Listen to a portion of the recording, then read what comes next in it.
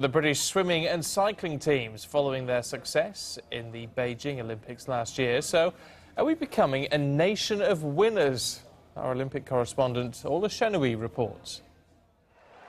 They're one of the success stories of Britain's Olympic dreams, but for the swimming team, the winning ways didn't end in Beijing. They've since been breaking record after record, and at their training camp in Sardinia, there's no talk of the beloved honourable loser. Here, it's all about the winning. 48, 42, good job, Andy. I've heard people say that Brits are embarrassed to win, but I don't have any experience with the British other than since last August, and it's mostly British swimming, and I can tell you right now that's not the attitude of this team, these coaches. I can't say what's gone before, but we're excited about the challenge to win and looking forward to it. That's a sentiment repeated time and again by the athletes here too. The attitude to competition here isn't unique to the swimming team. It can be seen right across the Olympic board.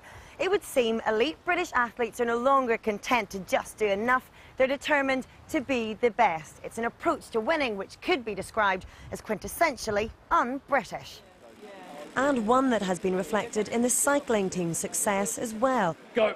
Before Beijing, their approach was criticised for being too focused on winning. Only athletes with medal hopes received funding, the rest were dropped.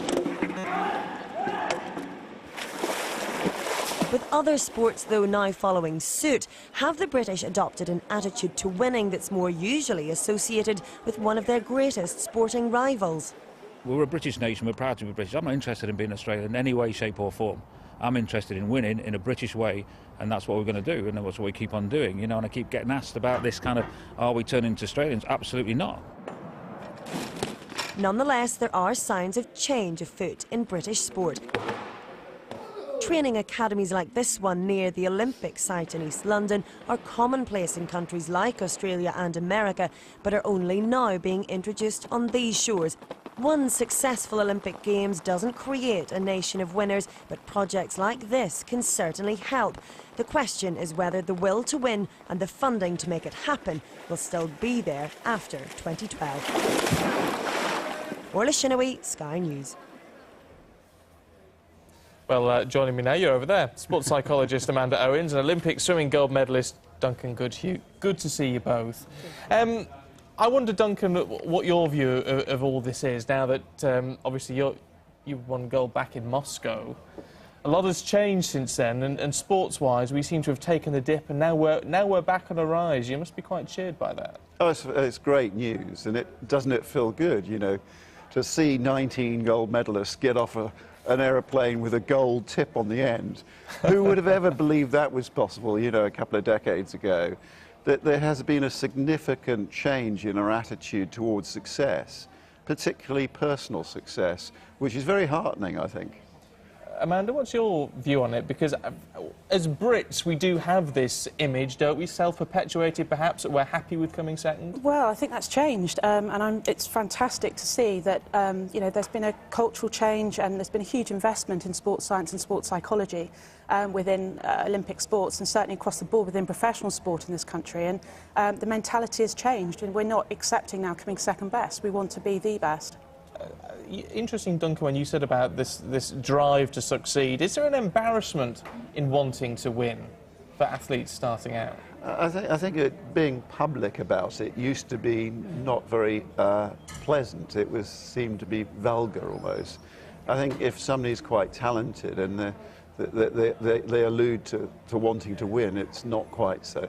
And I think the value of it has changed, and that's made a huge difference, how we value it. And I don't mean money necessarily, although obviously investment plays a massive part in it.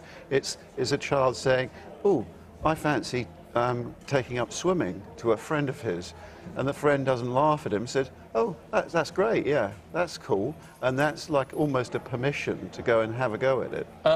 And as part of that, how important are role models? I mean, you're someone who everybody in the country knows for your success. You were just one of those figureheads, weren't you, back in the 80s for swimming? I mean, I certainly remember it from my school days. Now we have Rebecca Adlington in the pool. Fantastic. We've got Tom Daley, who's going to just a rising star. What a performance the other day. Absolutely incredible. And Kerry-Ann Payne in the open water. So the names are coming through thick and fast. And that's great news. And in a sense, if you just look out at swimming and cycling, what you've seen is a very clear investment path which started with the National Lottery, and that was a further kind of permissions. It was an investment, and it was a value, and it was consistent, so it wasn't up and down, and that gave both cycling and swimming a platform to build success on. And then success breeds success. I mean, for instance, British Swimming just signed its first major sponsor with British Gas. Now, everybody's kitted out a bit more. They feel more serious sports people. So again, the whole sense of its value to themselves and everybody else and the community is enhanced. And how do you think that plays, Amanda, on the national psyche? Because when the funding goes in, it doesn't impact on most of us, but following all the success in Beijing, and now we've got 2012 heading our way, does that really draw the nation together and push us all together to improve on our sport? Hugely. I mean, I've been working in professional sport and Olympic sport now for 12 years, and I've seen a huge difference and in performances, but also the fact that, you know, the general public, but also there's been a huge larger participation in certain sports, and also, you know, the performances have improved, and also, you know, the fact that we've got more role models and a better, I think, more self-confidence, and it's really being exacerbated by the fact that, you know, we have Rebecca and we have the great performances from Beijing to build on for 2012, and I think that's so exciting from a psychology. And it is, you know, where one walks, another will follow. I was with 32 gold medalists. I was the least qualified. I only had one, and the next one had 3. And every one of them jumped up in the room and saying, I met so-and-so, and they inspired me. And it was almost like, I met him. If he could do it, I can do it.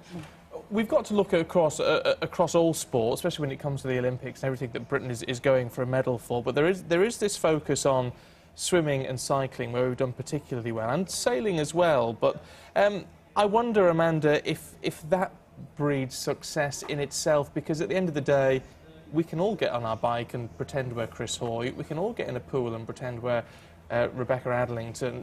Does that help in terms of forming a sporting and a health legacy from all of this? Yes, it does, but also we need to look beyond that. We need to look into the other sports, Olympic sports, like skiing at the moment. We're looking at investing within sports science, certainly within sports psychology, and within professional sport, I've been involved with cricket for a number of years, and you know we are leading the way, you know, and it's very exciting what is happening. You were absolutely spot on in pointing out the link between mass participation. I mean, swimming is the most popular sport in this country, a formal sport, and we've looked very much about how you change the culture of the industry of swimming, and how you start to ask more poignant questions for those people who are not exercising and say, I want to swim.